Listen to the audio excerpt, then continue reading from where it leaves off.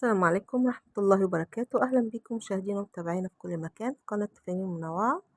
وإن شاء الله النهاردة قبل ما نبدأ الفيديو بتاعنا أحب أرحب بالمشاهدين الجدد، ويا ريت لو عجبكم محتوى القناة ما تنسوش تشتركوا في القناة وتفعلوا الجرس عشان إن شاء الله يوصلكم كل جديد. النهاردة هنتعلم مع بعض ربطة الأستك للغوايش. ازاي نربطها بطريقة ما تتفكش مننا ولا تتقطع. طريقة سهلة جدا ومضمونة 100% ان شاء الله. طبعا انتي هنلضم الخرز في الخيط بالمقاس اللي انتي عاوزاه، وانا هنا مستخدمة الاستك مقاس 8/10، ومستخدمة لولي مقاس 6 ولولي مقاس 4.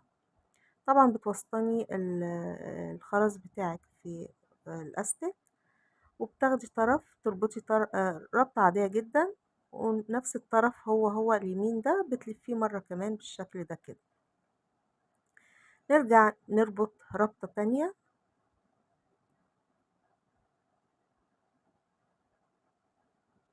كده، ونفس الطرف اليمين ده هلفه لفة كمان زي ما عملت في الربطة الأولانية بالشكل ده كده، وأبدأ أشد العقدة بتاعتي كويس جدا.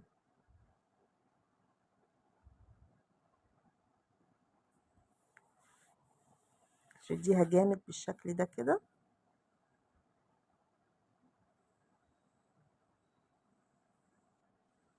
وبعدين هجيب عندي أمير أو الصاروخ أو أي مادة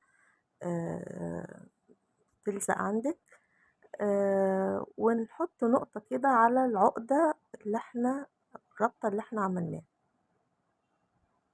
بالشكل ده كده.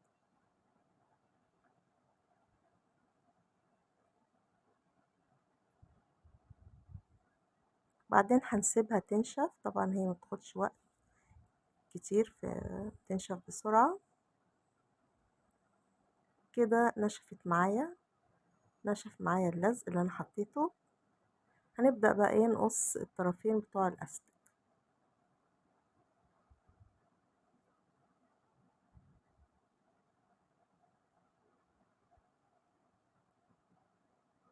بالشكل ده كده. شدي بقى، طبعا انا بشد جامد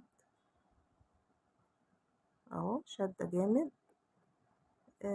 طريقة مضمونة 100% ان شاء الله.